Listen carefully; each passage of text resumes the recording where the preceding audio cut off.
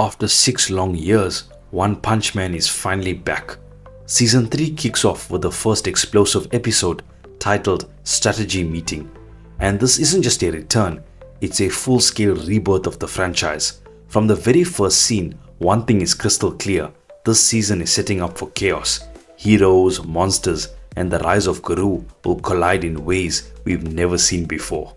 We open with an intense boardroom meeting. The Hero Association's top executives are locked in a heated debate about one man, Garou, the so-called hero hunter. The tension is thick. Each executive argues about just how dangerous he's become, and then the bombshell drops. Several officials agree that Garou has officially surpassed human limits. From that moment on, he's classified as a dragon-level disaster, the same ranking as the most catastrophic monsters humanity has ever faced. This moment isn't just bureaucracy, it's fear. You can feel the unease spreading through the room as they realize the hero system itself might be collapsing under the weight of a man who was once human. But things spiral even further when the meeting is erupted by devastating news. Narinki's son, the child of one of the association's wealthiest backers, has been kidnapped by the Monster Association. Suddenly, this isn't just talk, it's war. This single event sparks the main chain reaction that sets the stage for the entire season. A world teetering on the edge of panic, heroes scrambling to respond, and monsters tightening their grip on the world above. And just when you think the tension can't get any higher, the Hero Association decides it's time to call on their biggest name, Blast. In one of the most gripping scenes, the executives come to a unanimous decision. Garou's threat level is so severe that even Blast must intervene.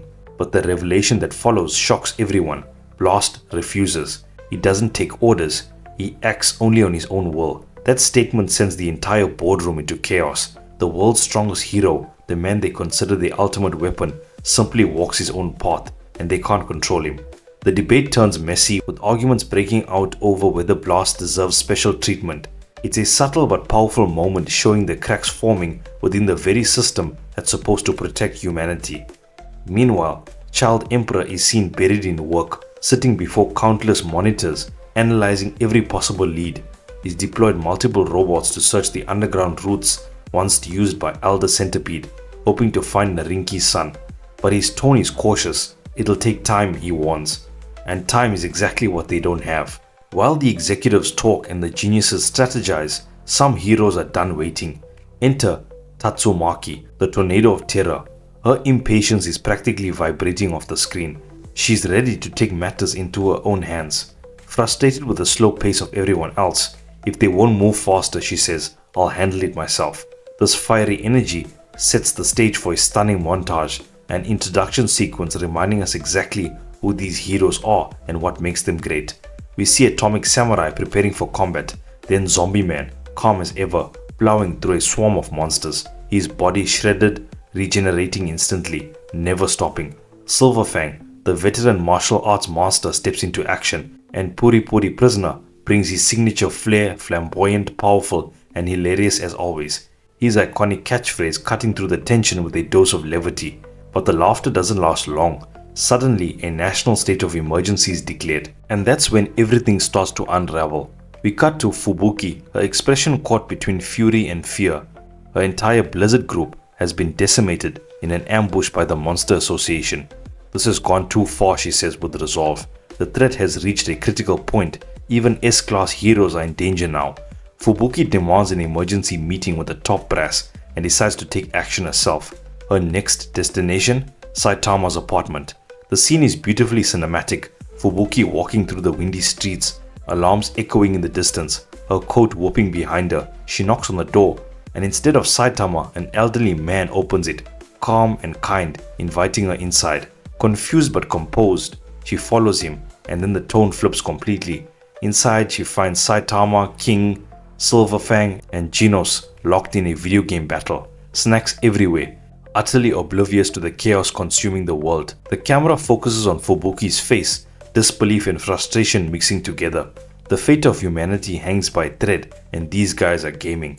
She bursts out, insisting there's no time to waste. She explains everything, the kidnapping, the monster invasion, her group's defeat, but Saitama barely glances up. Oh yeah, he says, sounds complicated. It's the perfect One Punch Man moment, a mix of world-ending crisis and deadpan comedy. It reminds us why Saitama's apathy is both hilarious and maddening, and how his laid-back attitude contrasts with everyone else's panic. But outside that quiet apartment, the storm's still brewing, and one man is about to take things into his own hands. Furious and desperate, Narinki, the powerful businessman whose son has been kidnapped, loses all faith in the Hero Association.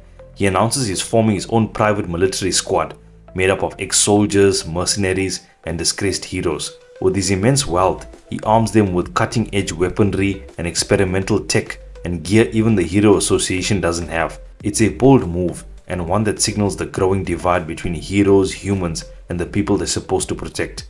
Meanwhile, far below the surface, someone else awakens. The hero hunter has returned, and this time he's not just human anymore. We fade into darkness. Garou lies unconscious on a stretcher deep inside the Monster Association's lair. The room is quiet, too quiet. Machines hum softly, dim lights flicker across the walls. When he opens his eyes, he realizes he's been saved. Somehow, after his brutal fight with the heroes, he's alive. A note beside him explains everything. He's been rescued by order of the Monster Association. They see potential in him. But Garou, he doesn't care. He ignores the message, forcing himself up despite the agony in his body. Every muscle screams in pain, yet his willpower burns brighter than ever. He kicks down the door, his body shaking but his spirit unbroken, and grabs the dark outfit left for him. A symbolic gesture from the monsters who think they can control him. As he walks through the dim corridors, shadows stretch around him. You can feel it. His transformation has begun. And if you thought Garou was dangerous before, wait until you see what happens next. Garou makes his way through the underground halls and spots something horrifying. Narinki's private squad, the same elite force that was sent to rescue his son, has been completely wiped out. Their bodies are bloodied, chained, humiliated. The monsters mock them mercilessly. This is where we meet one of the most disturbing villains in the arc, Royal Ripper, a gaunt, scar-covered creature with massive blades instead of hands, each one still dripping with blood. His twisted grin says it all. He lives for the kill. Then he pauses. Something catches his attention, a human presence lurking nearby. He turns, smirking. "Come out, human," he taunts. "Join the fun."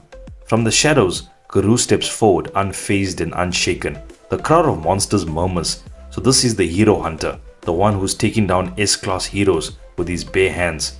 The setting is grand and grotesque, a massive amphitheater carved out of organic matter, filled with monsters watching like spectators at a twisted coliseum. Garou doesn't speak, he doesn't flinch, he just observes, calculating, cold and ready. But then, everything goes silent because someone far greater just entered the room. High above, seated on a throne of living flesh and roots, is Orochi, the Monster King himself. His sheer size is terrifying, scales glinting in the dim light, eyes burning with demonic fire, tentacles writhing like living serpents.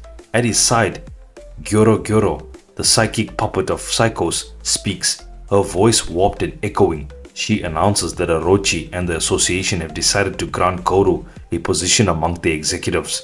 The crowd erupts in disbelief. "Why him?" shouts Black Sperm, furious that a human would receive such an honor.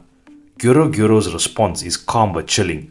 Garou, she says, represents the ideal anti-hero, a being who rejects both heroes and the corrupt system that empowers them. A weapon forged in hatred. But there's a catch. To earn his place, Garou must bring them the head of a hero within 24 hours. The air grows still. Every eye is on him. Will Garou bow to the monsters or continue to defy everyone, human and creature alike? His shadow stretches beneath him as the camera lingers on his silent expression. Unreadable, dangerous, unstoppable. And just when you think it's over, two new monsters emerge from the darkness. Walking down a dark corridor with eerie grace are Gale Wind and Hellfire Flame, two former Class A heroes who abandoned their humanity in pursuit of absolute power. Their synchronized movements are almost beautiful, like a deadly dance. Now, as demon-level monsters, they can wipe out entire squads with ease, a haunting reminder of what happens when heroes fall too far. And to top it all off, the new opening theme is finally revealed, Get No Satisfied, a powerhouse collaboration between Jam Project and Baby Metal. The song is pure energy, metal, melody and adrenaline fused together, perfectly matching the show's rebirth. The animation is jaw-dropping, filled with explosions, lightning force sequences, and the same intensity that made One Punch Man legendary. This opening isn't just hype, it's a declaration. One Punch Man is officially back, and Season 3 is here to reclaim its throne as one of the greatest action anime ever made. And that wraps up Episode 1, Strategy Meeting. If the first episode is any indication, we're about to witness a season packed with world-shaking battles, character evolution, and some of the most cinematic fights in anime history. If you're as hyped as I am for what's coming next, make sure to like, subscribe, and hit that notification bell so you don't miss any of my latest videos.